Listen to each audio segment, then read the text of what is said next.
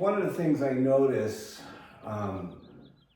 when I talk to people who are first-time furniture restorers, whether they're looking to do something to flip or they're refinishing something of their own, is that once they strip something down, they sand something down, especially if they're going to apply a stain or a clear coat to the piece that they're planning on refinishing.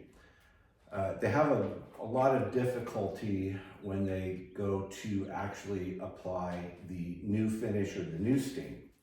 A lot of the furniture that you get nowadays off the store floor is made in a factory. And factories tend to spray on the stains.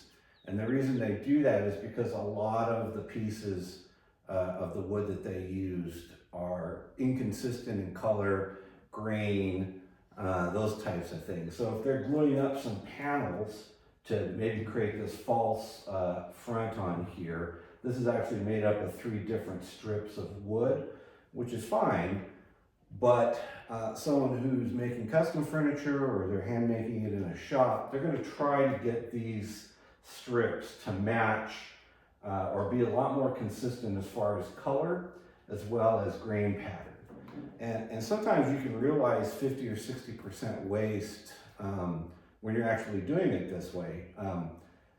Whereas in a factory, they can glue together pieces that are very different in color and grain, and then they can spray on a stain finish, which actually blends and gives kind of a consistent look to the wood that's underneath. So what happens is a furniture restorer will go in, they'll sand this down, and then let's say they want to make this a clear coat. They go to apply a clear coat over this. What they see is they see these dark and light stripes, which they never can really get right because it wasn't built to do that in the first place, to look consistent and the right color.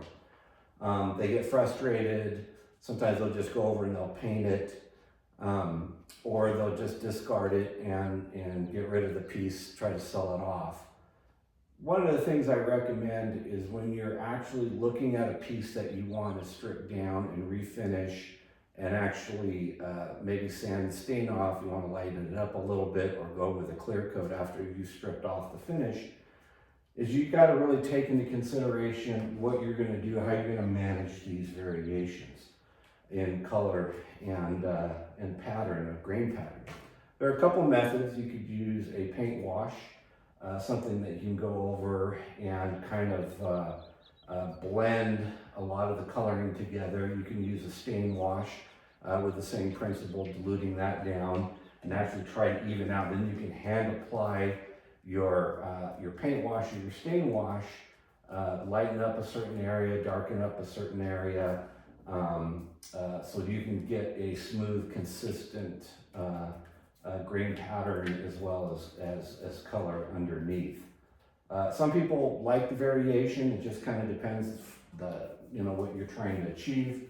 The other thing to look at, and it's hard to show in this picture, that this cedar chest has plywood panels on either side, which is fine.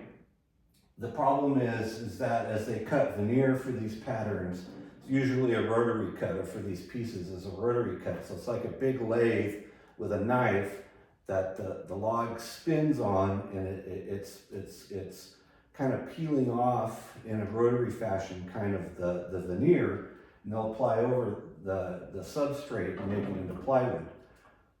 The problem is that's usually a rotary cut, so you'll get some very dramatic kind of peaks in your plywood, and that even becomes even harder to finish to a natural state or even with a light stain. You're just going to have to play around with it. That's why the wash or the stain wash is good, especially on some of the veneered pieces. That way you can even up that consistency. So that's my tip for the day. As you strip down some furniture, if you don't like the patterns that you see, whether it's a color pattern or a grain pattern, think about how you're going to kind of help those inconsistencies blend together into a cohesive piece. And sometimes you just can't. Sometimes the wood is so different that you're better off finishing it. So there's nothing wrong in changing your desired outlook on the fly. If you're doing it for somebody else, you may want to, they want a clear coat or they want a very light stain, you may want to have that discussion with them and say, look, I'm probably not going to be able to even out these inconsistencies in the wood, and are you going to be okay with that in the final piece? So that's my message for the day. Have a good time.